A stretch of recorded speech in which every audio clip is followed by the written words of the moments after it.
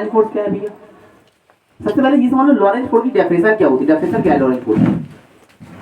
जब कोई, ध्यान सुना बात को, जब कोई आवेशित कण किसी चुंबकीय क्षेत्र में गति करता है तो उस पर एक बल कार्य करता है जिसे लॉरेंज बल कहते हैं। जब कोई आवेशित कण चुंबकीय क्षेत्र में लंबवत प्रवेश करके गति करता है तो उस पर एक बल कार्य करता है, उसे लॉरेंज फोर्स कहते हैं। A charged particle move in a perpendicular in a magnetic field, a force applied on it, it is called Lorentz force. जब कभी भी आप ये वीडियो जब देखेंगे तो वीडियो में साइड से एक ऑप्शन होता है कैप्शन का। कैप्शन में आप जाएंगे, वहां पे क्लिक करेंगे, वहां पर हिंदी पे क्लिक करेंगे तो नीचे लिख के भी आने लगा। तो अगर डेफिनेशन आप लिखना चाहोगे तो उससे आप डेफिनेशन बड़े आराम से लिख सकते हो, इसका ध्यान रख सकते हैं, है ना।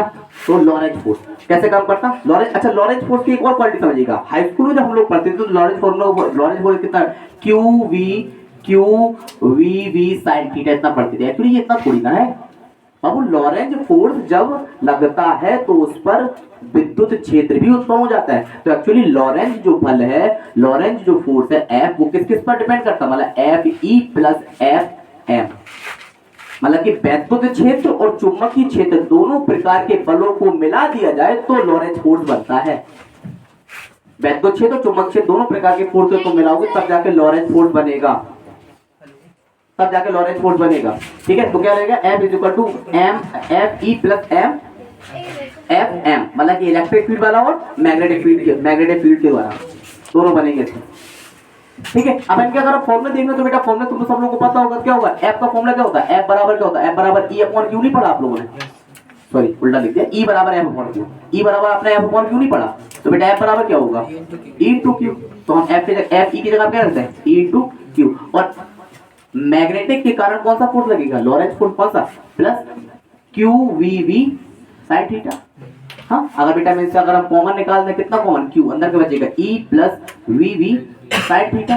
तो इससे अगर हम देखें तो एफ बराबर क्या निकल गया? Q in bracket E plus V sine theta को ऐसे रखते हैं vector V cross vector V, that is the vector form बन गया हमारा, निकल गया लॉरेंज फॉर्मूला। लॉरेंज फोर्स का फॉर्मूला कितना होता है? लॉरेंज फोर्स का फॉर्मूला होता है F is equal to Q in bracket vector E plus vector V cross vector we.